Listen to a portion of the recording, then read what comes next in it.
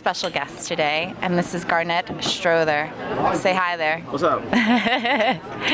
So today I'm doing these kind of new idea where I introduce my local superheroes, and this is my superhero, loosely. The reason why I wanted to invite him to brunch and have his tea out of what he calls a light bulb is I want to highlight this wonderful guy who is a personal trainer here in New York City. I also met him through Muay Thai. And what was your nickname for me? Oh. Be honest. You can tell everybody. Chocolate waterfall. Chocolate waterfall? I think not. I remember I was running on a treadmill, and what did you say to me? It's okay. I admit that. So anyways, so why don't you tell me about who were your heroes growing up? Well, growing up, I didn't really have any male role models growing up because of my situation or whatnot, but I mean, I look to my imagination for inspiration. For example, I was always into comic books or whatever, so whatever I get my hands on, you know, I kind of cling to characters that are in my situation. And what was the character that you related to the most? Probably like, what was it, like like Spiderman. Everybody loves Spiderman. You know, he's got real dude problems. He's the only superhero that's got to worry about, like, you know, paying the rent. He's got serious problems. He's real. He's got a real problem. You don't see like Captain America like going to the bank and be I got nothing, you know. So Spider-Man is a huge influence. Everything, Ninja Turtles, whatever, you know. Last Dragon, you know, just looking to you know, everywhere for inspiration, because sometimes your surroundings aren't a great place to draw that from. So you gotta create your own, you know, your own world sometimes, I guess. Well, I just want to tell everybody that I think you're pretty freaking amazing. You have a very successful career as a celebrity trainer in New York City. Yeah. He's a Muay Thai fighter, all this other cool stuff. He's so badass. I have to admit that one of the coolest things I ever learned about Garnett was when he defended one of my close friends, Mike, who was in the ring and he was kind of getting beaten up. And so Garnett went into the ring right after and basically said, oh, why don't you pick on someone your own size? And I think you busted him in the face, something like that. I threw him out of the ring. Oh, that's okay. So you threw him out of the ring. I tried my best to lift him above the ring. I don't like bullies. Yeah, he's like the anti-bully, and the thing is that you've got quite the mouth, but it comes from a good place. Maybe you could tell us a little bit about your childhood. Well, I grew up on Lower East Side, that's where we are right now, and basically, it's a Look, he eats so healthy too. This asked for brown rice, dude.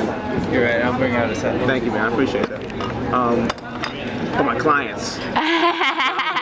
Brown rice, you see? Always thinking about his clients. Yeah, I mean, I just came from a place where I didn't have a lot of support, which is why I have kind of a tough love approach towards, you know, training and my lifestyle. And it's because there's a reason why I'm really verbose on Facebook. So I got a lot of ideas, and I think that some people would like, you know. He's very opinionated, to put it mildly. I mean, there are certain things more than others. Yes. Obviously, I'm very liberal in those aspects. Yes. Sometimes I'm very conservative when it comes to, you know, education and free thinking and things of that nature. So, yeah, man. I mean, I feel like people don't have options. You know, especially with diet. Like, I have clients that can afford regular food, and the reason why I eat healthy is because when I was a kid, I didn't have access to that. So it's easy for me to eat healthy. It's just like my birthday every day. You know, it's like when, you know, you wanna embody what your goals were when you were a kid. I mean, deep down, everybody wants to be what they wanted to be when they grew up, right? And what I wanted to be was a healthy, well-rounded adult. So. Weren't you sick a lot as a child? Weren't you in and out of hospitals? Can you tell us a little bit more about that? Yeah, I have a rare disorder called exercise-induced anaphylaxis. Basically, I'm allergic to exercise. And I think it's a family trait. Actually, my brother has it, and basically, if I train, if I work out, at any point I can go into a severe anaphylactic shock. Wow. Immediately. It's like having poison ivy in your body. So it's like a kryptonite. Your own body is your kryptonite. Yes. Well, I guess so. It is. You're fighting it. That's sort of where you get the spider spirit. I guess that sounds terrible, but all right. No, but it's true, right? I mean, I dealt with things as a kid that I don't really like sharing, but I suffered from childhood obesity. It's something that affects many children today, and the fact that you have something that you're fighting and now you've turned it into a career, I think that's pretty amazing. Can you tell me a little bit about the special little lady in your life? Yeah, my daughter Lizzy, she's 11. She's awesome. She's also she has childhood diabetes. She has type 1 diabetes, which means it's genetic, and her pancreas doesn't produce the insulin she needs to properly break down food into energy. So diet is a huge part of my life, in and outside the gym. So I have to see, obviously I set an example for my clients and live well with myself, but for my daughter as well, because it's very tough for her to move this slightly. It's tough for her being a kid. You know, she goes to a birthday party. It's okay. She goes to a birthday party and kids are having cake and she can't have cake. So I told her, you know, it's not bad. Not go out to parties all the time. Everybody's drinking. I got a fight coming up or something like that. Then, you know, I gotta get in shape or something. And then I can't have cake. I've been to plenty of parties where, you know, my homeboy just won this fight and I had my fight coming up. I can't drink by a lot of the guys can. That's the fighter's life, right? That's the way it is, man. I mean, you know, what do you want? You want to get drunk today, or you want to be a champion tomorrow? It's like, you know, come on, man. So, and that's kind of attitude I have with the people I live with and I work with. You know, I really think it's important that exercise discipline as often as you can. So, can you maybe tell me something that happened in your childhood that maybe shaped who you are today? Could have been a horrible experience. One horrible experience is I don't have a fork. How am I supposed to do this? Oh. This is ridiculous. Can I borrow somebody? You don't even have utensils. They don't even have utensils. You worse off than me. You want to borrow my spoon?